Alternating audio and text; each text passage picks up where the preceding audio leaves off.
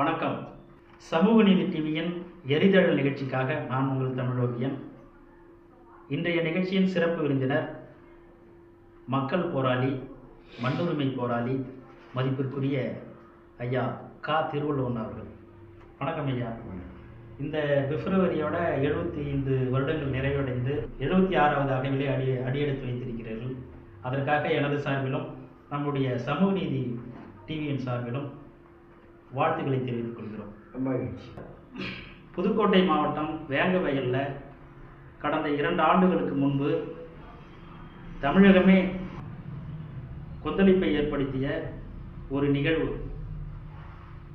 அந்த நிகழ்வு நடந்தது என்ன, இப்போது அரசியல் காரணங்களால் நடப்பது என்ன?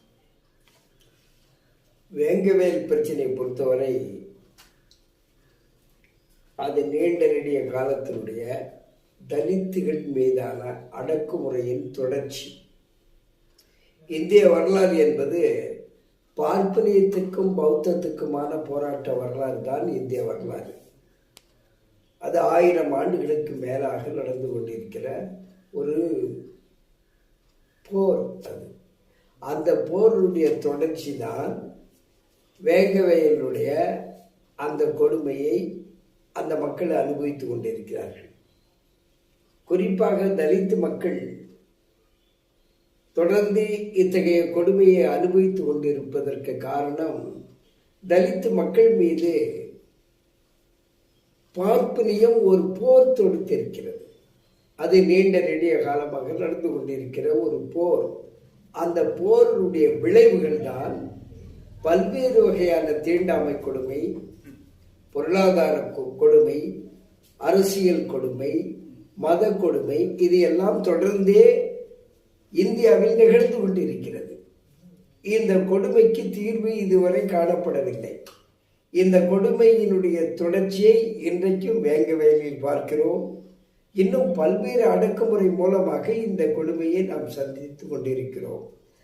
கூலி உயர்வு கேட்டால் அதற்காக கொலை செய்வது, மோட்டார் சைக்கிளிலே சென்றால் அதற்காக கையை வெட்டுவது, சுடுகாட்டிலே பிணத்தை அடக்கம் செய்வதற்கு முயற்சி எடுத்தால் அதை அடித்து நொறுக்கி அந்த மக்களை விரட்டி அடிப்பது, எதற்கெடுத்தாலும் தீ வைத்து வீடுகளை எரிப்பது, உடைமைகளை எரிப்பது, சாதி மீறி தலித்துகள் திருமணம் செய்தால் அந்த திருமணம் செய்த அந்த கணவன் மனைவி அல்லது காதலன் காதலி இருவருமே படுகொலை செய்வது, தலித்துகளுடைய எல்லா விதமான மனித உரிமைகளையும் நசுக்கி தொடர்ந்து தன்னுடைய கோர முகத்தை பார்ப்பனியம் இங்கே காட்டிக் கொண்டிருக்கிறது. எல்லா ஆட்சிகளும் பார்ப்பனியத்துக்கு ஆதரவாக இருக்கிறதே தவிர பாதிக்கப்பட்ட தலித்து மக்களுக்கு ஆதரவாக இருந்ததாக நமக்கு எந்த வரலாறும் இல்லை. அதுதான் வேங்கவயலில் நடக்கிறது. குற்றத்திற்கு ஆளானவர்கள், குற்றத்தை செய்தவர்கள் என்று கருதப்பட்டவர்களுக்கு மாறாக குற்றத்தால் தண்டிக்கப்பட்ட மக்களையே, அதற்கு பாதிப்புக்கு ஆளான மக்களையே குற்றவாளியாக இன்றைக்கு மாற்றி அமைத்திருக்கிறார்கள். இது மிகப்பெரிய ஜனநாயக விரோதம். கடந்த 2 வருஷத்துக்கு முன்னாடி நடந்த ஒரு சமூக அநீதி அந்த நிகழ்வு. ஆனால் ஒரு 2 ஆண்டுகளுக்கு பிறகு ஒரு பதிலை காவல்துறை சொல்லியிருக்காங்க. அந்த பதிலும் பொதுமக்களோ ஒரு சாமானிய மக்களோ ஏற்றுக்கொள்ள முடியாத அளவுக்கு தான் இருக்கு. இதை காவல்துறையே உண்மையாக கண்டறிந்து சொன்னார்களா, ஆட்சியாளர்கள் அழுத்தம் கொடுத்ததுனால இந்த மாதிரியான பதிலை காவல்துறை சொல்லியிருக்காங்களா? இதில் காவல்துறை மட்டுமே முடிவெடுக்கக்கூடிய விஷயம் இல்லை. காவல்துறைக்கு பின்னாடி ஆட்சியாளர்கள் இருக்கிறார்கள். ஆட்சியாளர்களுக்கு பின்னாடி இந்து சமூகம் இருக்கிறது. இந்து சமூகத்தின் பின்னாடி இந்து மதம் இருக்கிறது. அந்த மதத்திற்கென்று ஒரு பாசிச கொள்கை உள்ள தத்துவம் இருக்கிறது. இவ்வளவும் பின்னணியில் இருக்கிறது. இதையெல்லாம் மீறி காவல்துறை ஒரு தன்னாட்சி பெற்ற துறையாக காட்டிக்கொள்ள முடியாது. அதே நேரத்தில் காவல்துறையும் ஒரு புனிதமான துறை என்று சொல்லிவிட முடியாது. ஏனென்றால் காவல்துறையில் பெரும்பகுதியானவர்கள் இந்து உயர் சாதியைச் சேர்ந்தவர்கள் தான் அதில் பொறுப்பில் இருக்கிறார்கள். அவர்கள் சின்ன வயதிலிருந்தே, குழந்தையிலிருந்தே இந்து தத்துவத்தை ஏற்றுக்கொண்டு வளர்ந்தவர்கள். அவர்கள் ஒரு காலம் அம்பேத்கர் எழுதிய சட்டத்தை நடைமுறைப்படுத்தி தலித்துகளை பாதுகாப்பதற்கு வாய்ப்பே கிடையாது.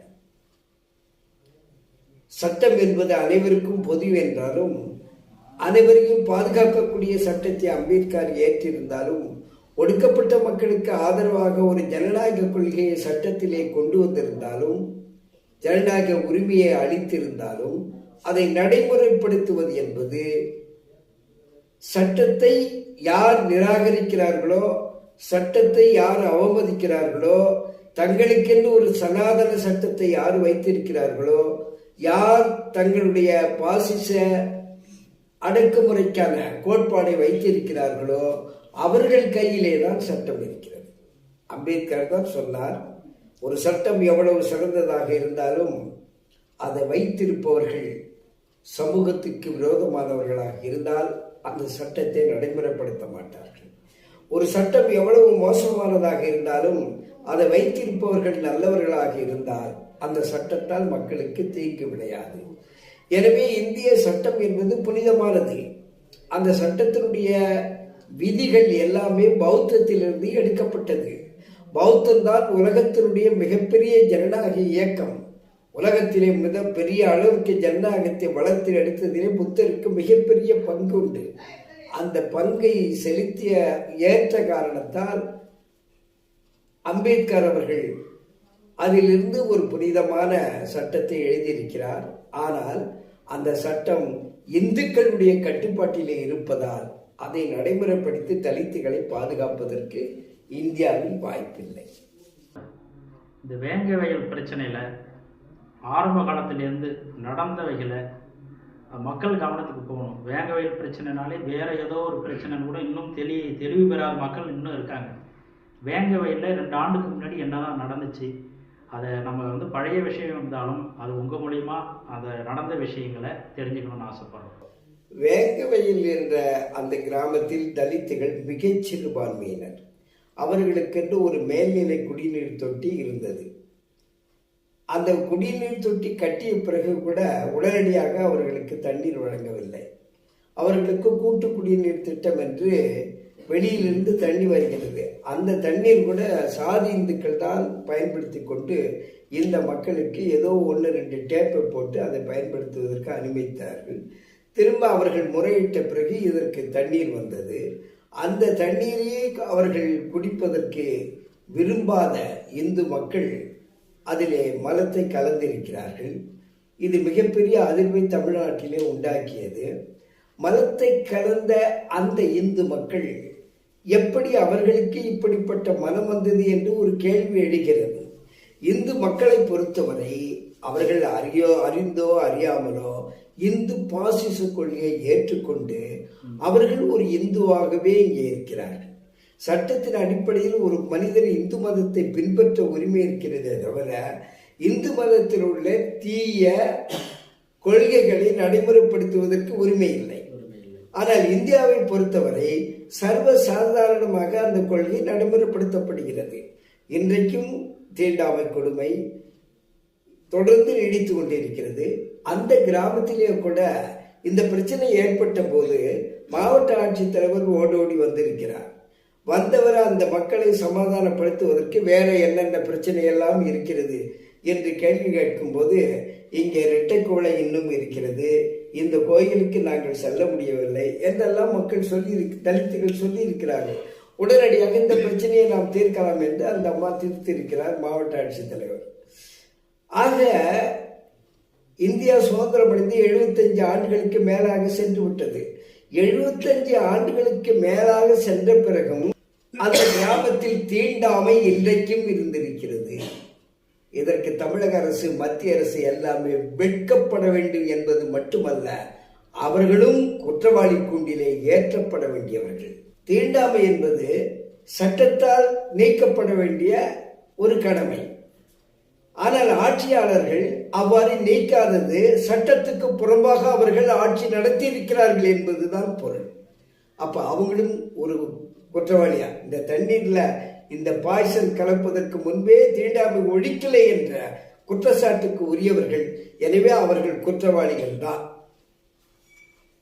அதன் பிறகு இந்த தண்ணீர் பிரச்சனையில் இத்தகைய விஷம் வருகிறது என்று கலக்கப்படுகிறது என்று சொன்னால், ஆட்சியில் உள்ளவர்கள் ஒரு நிர்வாக சீர்கேடு, மக்களுக்கு அக்கறையற்ற முறையில் திட்டங்களை நடைமுறைப்படுத்துவது, இது எல்லாம் இல்லாத காரணத்தால் ஏற்பட்ட விளைவு. வேங்கவயல் விஷயத்துல தலித்துகள் மட்டும் அல்லாமல் அதையும் தாண்டி இந்த சமூகத்தில் மாற்று உயர் சாதி இந்துக்கள் அமைப்பினர்கள், அரசியல் கட்சிகள், அரசியல் பொறுப்பில் உள்ளவர்கள் யாராவதெல்லாம் அக்கறை எடுத்துக்கிட்டாங்களா? இந்த விஷயத்தை குறித்து பொதுவெளிகளில் பேசினாங்களா? இதுக்கு சிறந்த நடவடிக்கை எடுக்கணும்னு அரசுக்கு அழுத்தம் கொடுத்தாங்களா? ஐயா, வேங்கவேல் பிரச்சனையை பொறுத்தவரை தலித்துகளுக்குத்தான் அக்கறை வரும் என்பது இயல்பான ஒன்று.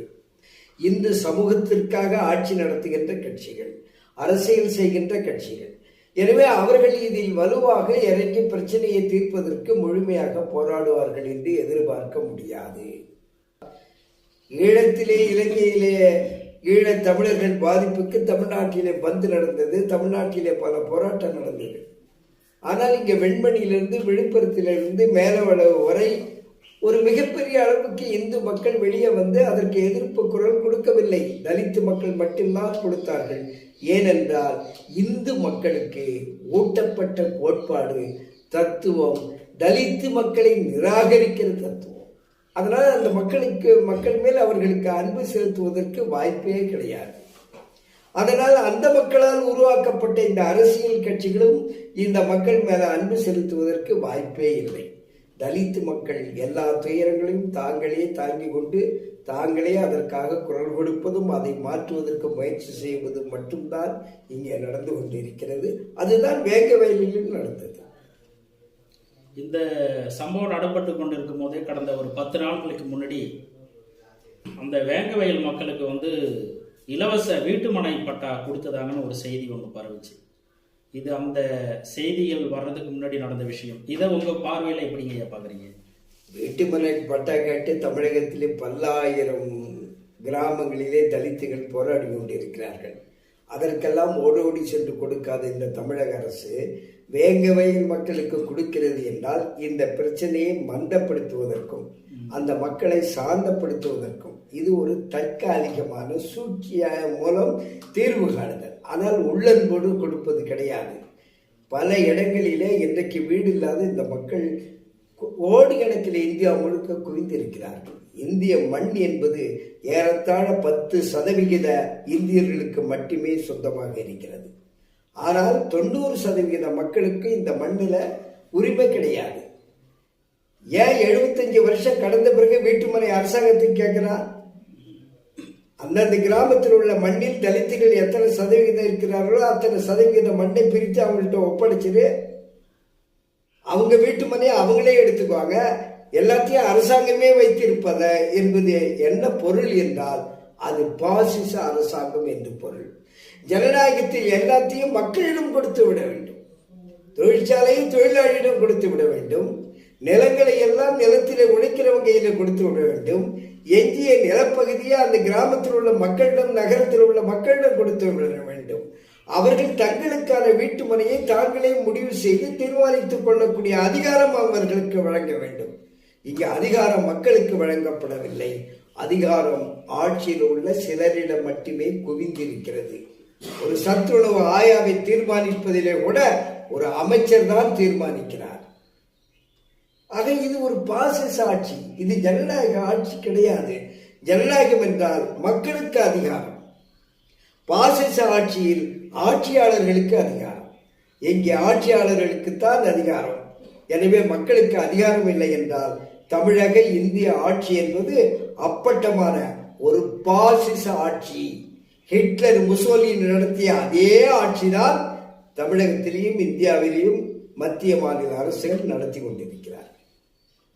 வேங்கவயல் சம்பவம் நடந்த பிறகு அந்த மாவட்டத்தினுடைய ஆட்சியர் கோயிலுக்குள் இத்தனை ஆண்டுகளாக நுழைய முடியாத மக்களை கோயிலுக்குள்ள அழைச்சிட்டு போனதும், இப்போ சமீபத்தில் அந்த வேங்கவயல் மக்களுக்கு இலவச மனைப்பட்டா வழங்கியதும், அந்த மக்களை கவனத்தை திசை திருப்பதற்கான வேலைன்னு நீங்க சொல்றீங்களா ஐயா?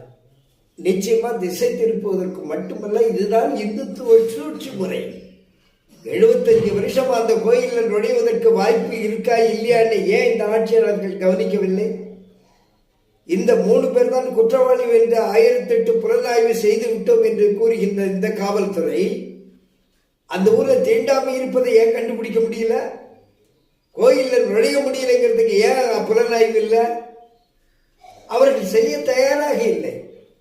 அவர்கள் திட்டத்தில் அது இல்லை, ஆனால் சட்டத்தில் இருக்கிறது. இந்த சட்டத்தை நடைமுறைப்படுத்தி மக்களை பாதுகாப்பதற்கு தயாராக இல்லை.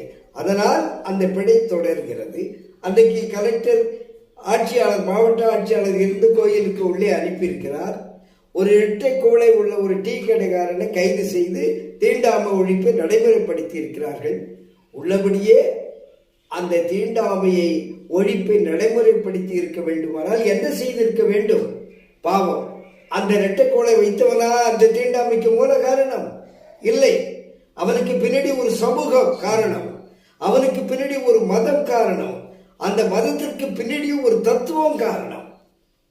இவர்களை எல்லாம் நடவடிக்கை எடுத்திருக்க வேண்டும். அதை விட்டு பாவம், அவனை பார்த்தா பரிதாபமா இருக்கு. அந்த பெண்ணை பார்த்துட்டு உண்மையிலேயே நான் கண் கலங்கினேன். பாவம், தீண்டாமை கொடுமைக்கு மூல காரணமாக இவர்களை சித்தரிக்கிறார்களே இந்த வஞ்சகர்கள்.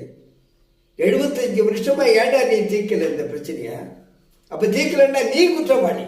இதுவரை இருந்த முதலமைச்சர்கள் எல்லாம் குற்றவாளி, இதுவரை இருந்த பிரதமர் குற்றவாளி, இதுவரை ஆட்சியில் இருந்த கட்சி குற்றவாளி. இவன் மட்டும்தான் குற்றவாளியா? அவன் கடைசியா இருக்கிற ஒரு குற்றவாளி. பாவம், அவனை சாதாரணமாக மன்னித்து விடலாம். வயிற்று பிழைப்புக்காக ஒரு டீ கடையை 2000 3000 செலவு பண்ணி வைத்து அவன் வயிற்று பிழைப்பு பிழைக்கிறான். அவன் தான் தீண்டாமைக்கு காரணம் என்று கைது செய்து உள்ளே அனுப்பியிருக்கிறார்கள். ஆனால் அவனுக்கு பின்னாடி இருக்கிற மதத்தை விட்டு விட்டார்கள். அந்த மதத்தை விமர்சிப்பதை விட்டு விட்டார்கள். அந்த மதத்தினுடைய தலைவராக இருக்கிற சங்கராச்சாரிய போன்றவர்களையும் விட்டு விட்டார்கள். உள்ளபடியே அவர்கள்தான் இதற்கு மூல தத்துவத்தை கொடுத்தவர்கள், அதற்கான கொள்கையை ஊட்டியவர்கள், அதற்கான மதத்தை நடத்தி கொண்டிருப்பவர்கள். அந்த மதத்தின் மூலம் பல கோயில்களை கட்டி வழிபட்டு கொண்டு மக்களையும் வணங்க வைத்துக் கொண்டிருப்பவர்கள். அதெல்லாம் தீண்டாமையின் அடையாளம். அது தீண்டாமை இந்த நாட்டிலே இருப்பதற்கு அடையாளமாக இருப்பதுதான் இந்த இந்து கோயில்கள். இதையெல்லாம் கட்டுப்படுத்தாத, இந்த கோயில்களை எல்லாம் மூடாத தமிழக அரசு இவர்களுக்கு, இந்த கோயில்களுக்கு கோடிக்கணக்கிலே செலவு செய்து, நாங்கள் வந்த பிறகு 400 கோயிலுக்கு கும்பாபிஷேகம், 600 கோயிலுக்கு கும்பாபிஷேகம் என்று பட்டியல் போட்டுக் கொண்டிருக்கிறார்கள். அது மட்டுமல்ல, கோயில் சொத்துக்களை மீட்கிறோம், 10,000 கோடிக்கு மீட்டு விட்டோம் என்றெல்லாம் பெருமையாக பேசுகிறார்கள். ஆனால் இந்த கோயில் சொத்தால் என்ன நடக்கிறது? இந்த கோயில் சொத்துக்களை ஏற்பவிட்டு கொண்டுதான் இந்த இந்து மத ஆதிக்க சக்திகள், ஆதிக்க சாதிகள் இந்த மக்கள் மீது தீண்டாமை கொடுமையும், சமூக கொடுமையும், பொருளாதார கொடுமையும், எல்லா கொடுமைகளையும் செய்து நசுக்கி வைத்திருக்கிறார். எனவே தீண்டாமைக்கு மூல காரணம் டீ கடைக்காரன் அல்ல. தீண்டாமைக்கு மூல காரணம் அந்த மதத்தை வழிநடத்தி கொண்டிருப்பவர்கள். சாமியார்களை கைது செய்து உள்ளே போட்டிருக்க வேண்டும், சங்கராச்சாரியர்களை கைது செய்து உள்ளே போட்டிருக்க வேண்டும். அதுதான் இதற்கு தீர்வு. டீ கடைக்காரனை உள்ள பிடிச்சு போட்டா தீண்டாமை ஒழிஞ்சிருமா? ஒழியாது. அதற்கு மூலம் இருக்கிறது. மூலத்தை ஒழிக்காமல் அதனுடைய விளைவை ஒழிக்க முடியாது. எனவே ஒரு மலிவான தண்டனையை கொடுத்து, மலிவான மனிதர்களுக்கு தண்டனையை கொடுத்து சட்டத்தை நிலைநாட்டி விட்டோம் என்று பெருமையாக கருதுகிறார்கள். உண்மையிலேயே உனக்கு இந்த தலித்துகள் மீது அக்கறை இருந்தால் கோயில் நிலத்தை மீட்கிற நீ ஏன் பஞ்சமி நிலத்தை மீட்கல? எத்தனை கிராமங்களுக்கு உள்ள ஏழை எளிய மக்கள் கோயிலில் குடியிருக்கிறான்னு சொல்லி அவங்களுக்கு நோட்டீஸ் அனுப்பி 30 நாள்ல காலி பண்ணா காவல்துறையை வச்சு காலி பண்ணுவோம் அப்படின்னு சொல்றான் அரசாங்கம். ஆனா பஞ்சமி நிலத்துக்கு ஏன் அப்படி நோட்டீஸ் விடல? அதனால இது எல்லாம் அந்த மக்களை சாந்தப்படுத்தி அவர்களுடைய கோபத்தை குறைக்க வைத்து அவர்களை ஏமாற்றுகின்ற அரசியல் பணி, அரசாங்க பணி தான் இது. அவங்கள ஏமாத்துறதோட மட்டும் இல்லாமல் உயர் சாதி இந்துக்களை தண்டையிலேருந்து தப்ப வச்சு வாக்கு அரசியலுக்காக கூட இதை இருக்கலாம் இல்லைங்களா? கண்டிப்பா கண்டிப்பா அவங்கள நம்பிதான் இவங்க அரசியல் பண்றாங்க. இவங்க அரசியலுக்கு பின்புலமே அவங்க தான். அதான் லெனின் சொல்லுவார், ஒவ்வொரு சொல்லுக்கும் பின்னாடி ஒரு வர்க்கம் இருக்கும்பார். அது இந்தியாவில் அப்படியே நம்ம பார்த்தோம்னா ஒவ்வொரு செயல்பாட்டுக்கும் பின்னாடி ஒரு சமூகம் இருக்கிறது. ஆக இந்த கட்சிகள் எல்லாமே அனைவருடைய செயல்பாட்டுக்கு பின்னாடி சமூகங்கள், அந்த சமூகம் இந்து சமூகமா இருக்கிறது. அவர்களுடைய நலனை மீறி இவர்கள் எதையும் செய்ய முடியாது. இதுவே தலித்துகள் அல்லாத ஒரு பகுதியில் இந்த நிலை ஏற்பட்டிருந்தா அந்த அரசாங்கத்தினுடைய செயல்பாடுகள், நிலை, முடிவுகள் எந்த விதமாக எப்படிப்பட்டதாக இருந்திருக்கும்? மிக கடுமையாக இருந்திருக்கும். இந்த காரியத்தையே ஒரு தலித்து செய்திருந்தால் தூக்க தண்டனை கூட கிடைச்சிருக்கும். அந்த ஊர் அடிச்சு நொறுக்கப்பட்டிருக்கும். அந்த கிராமமே தீ வைத்து எரித்திருப்பார்கள். இந்த சமூகமே இப்படித்தான் என்று இந்தியா முழுக்க பிரச்சாரம் நடந்திருக்கும்.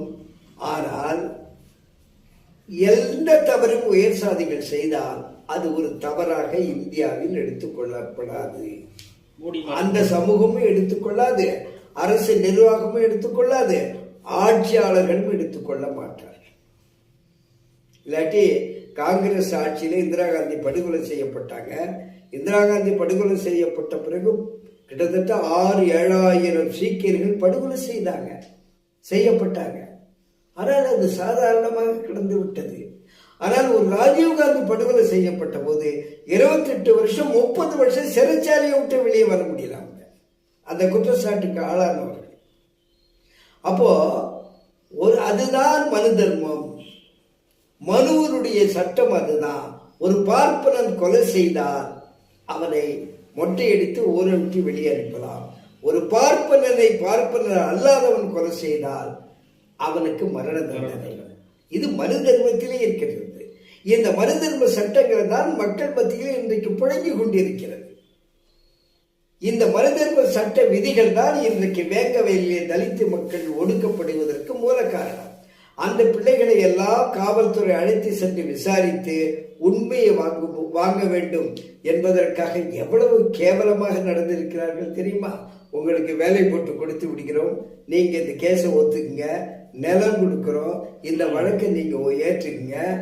ஒரு காவலர் அந்த ஊர்ல இருக்காரு போலீஸ்ல, அவரை உனக்கு எஸ்ஐ போட்டு கொடுத்துற சொல்லிடுறோம், நீ வழக்கை ஒத்துக்க. ஆனா அந்த காவலர் அறிவு வர்ற மாதிரி ஒரு பதில் சொல்லியிருக்கிறார். நான் குற்றத்தை ஏற்றுக்கொண்டால் சிறைச்சாலைக்கு அல்லவா செல்ல வேண்டும், நான் எப்படி ப்ரொமோஷன்ல எஸ்ஐயா போகணும்? எந்த அறிவும் இல்லாத ஆட்சியாளர்கள், எந்த அறிவும் கிடையாது. அதற்கு மூல காரணம் ஆட்சியாளர்கள் முழுக்க ஒரு இந்து மனப்பான்மையில் இருப்பவர்கள், சனாதன மனப்பான்மையில் இருப்பவர்கள். ஒரு மனு தர்ம சட்டத்தை ஏற்றுக்கொண்டு அம்பேத்கர் சட்டத்தை அப்புறப்படுத்தியவர்கள். இவர்கள் ஆட்சி, இவர்கள் நிர்வாகம் எல்லாம் இந்த லட்சணத்தில் தான் இருக்கும். இதுக்கு மேல ஒரு சிறந்த ஆட்சியை பார்க்க முடியாது. திராவிட இயக்கங்கள் பார்ப்பவர்கள் எதிர்த்த இயக்கம், இந்து மத பல சடங்குகளை பல கொள்கைகளை எதிர்த்தவர்கள் மறுக்க முடியாது. ஆனால் ஆட்சிக்கு வந்த பிறகு அந்த பார்ப்பன எதிர்ப்பையும் குறைத்து விட்டார்கள், இந்து மத கொள்கையும் அவர்கள் கைவிட்டு விட்டார்கள். கிட்டத்தட்ட அவர்களே இந்துவாக மாறிவிட்டார்கள். ஆமா, திமுக ஆட்சிக்கு வந்த பிறகு பாருங்க, இந்த இந்து கோயிலை எவ்வளவு தூக்கி பிடிக்கிறாங்க தெரியுமா?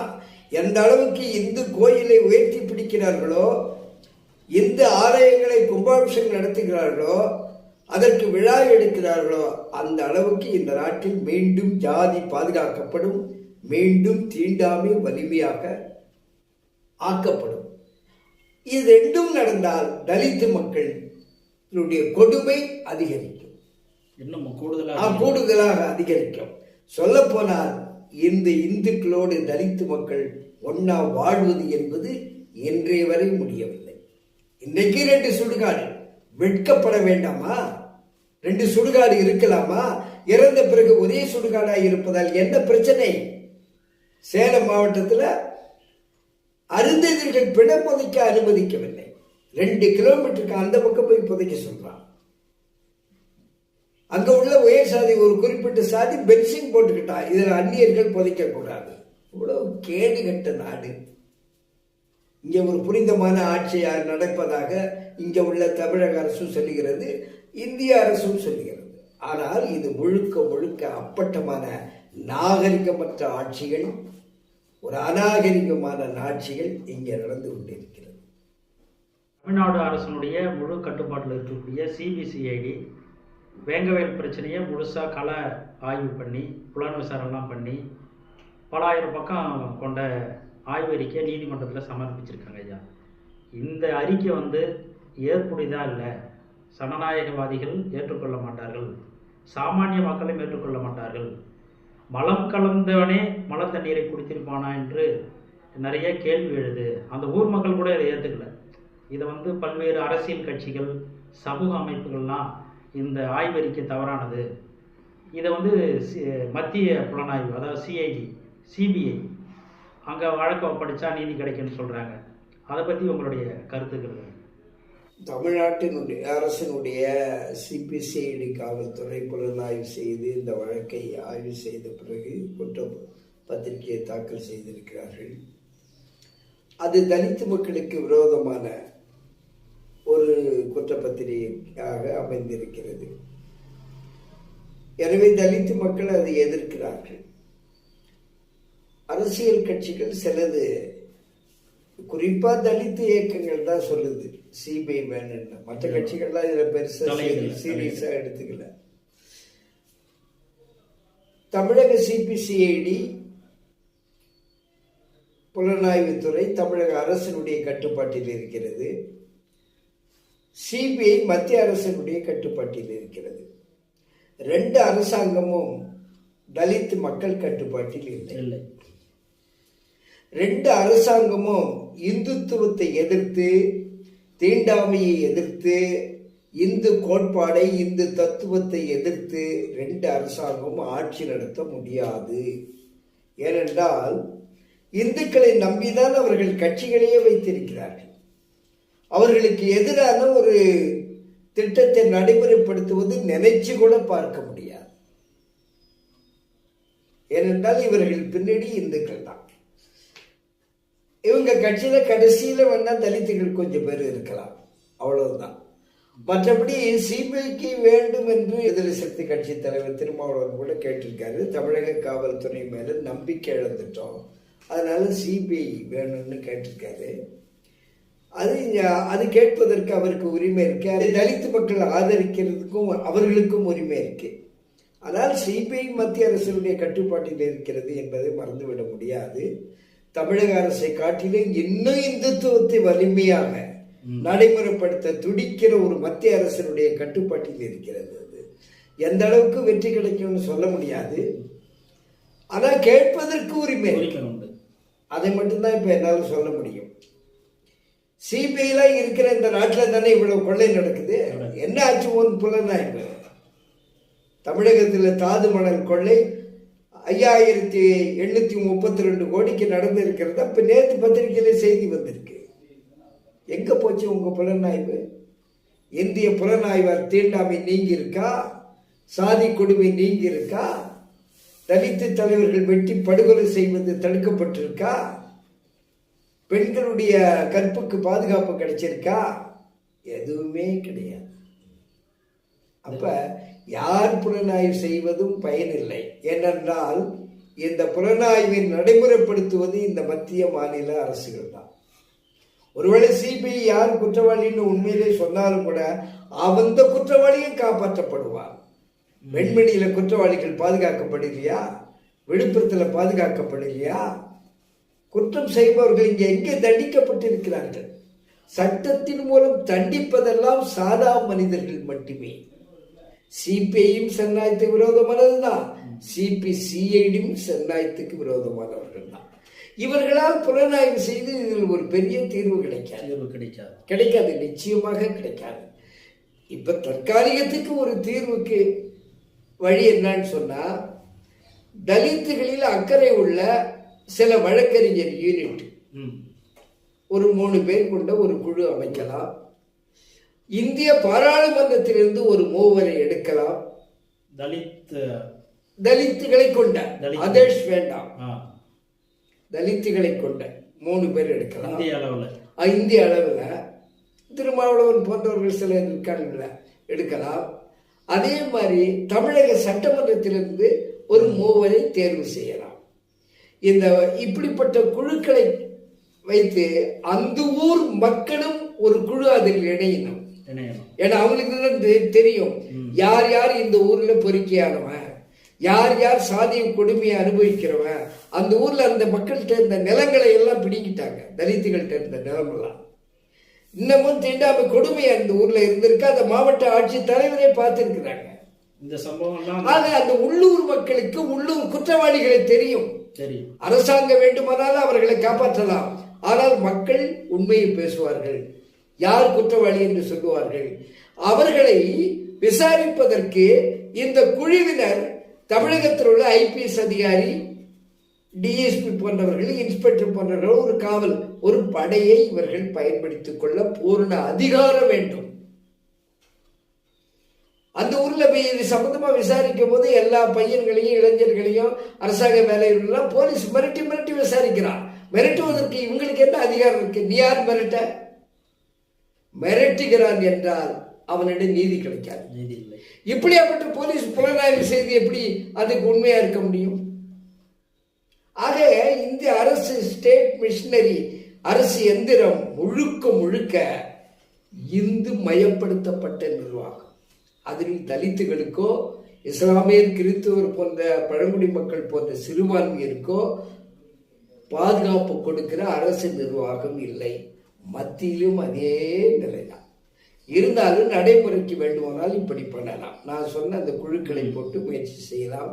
இருந்தாலும் வெறும் சிபிஐ மட்டும் தீராது என்று நான் நினைக்கிறேன். இப்படிப்பட்ட நான் சொன்ன குழுக்களை உருவாக்கி ஒரு முயற்சி எடுக்கலாம். ஆனால் நிரந்தர தீர்வு என்பது வேறு. நான் நிரந்தர தீர்வாக நான் சிந்தித்தது என்னவென்றால், இந்துக்கள் தலித்துகளுடைய வளர்ச்சியை விரும்பவில்லை, தலித்துகளை ஆளுவதற்கு விரும்புகிறார்கள். தலித்துகள் என்றைக்கு தங்களை தாங்களே ஆண்டு கொள்கிறார்களோ அதுதான் சுதந்திரமான வாழ்க்கை, அதுதான் உண்மையான விடுதலை. ஆக தன்னாட்சி இந்த தலித்து மக்களுக்கு தேவைப்படுகிறது. இந்த மக்கள் தங்களை தாங்களே ஆண்டு கொள்ள வேண்டும். அதுதான் நாம் சொல்லக்கூடிய தன்னாட்சி. இந்த மக்கள் மற்றவர்களால் ஆளப்படும் வரை இந்த கொடுமைகள் தொடரும். இவ்வளவு நேரம் உங்களுடைய மதிப்பு வாய்ந்த மணித்துளிகளை எங்களோடு வந்திருந்து உங்களுடைய மேன்மையான கருத்துக்களை பகிர்ந்து கொண்டதற்கு எனது சார்பிலும் சமூக நீதி டிவியின் சார்பிலும் நெஞ்சார்ந்த நன்றியினை தெரிவித்துக் கொள்கிறேன். நன்றி.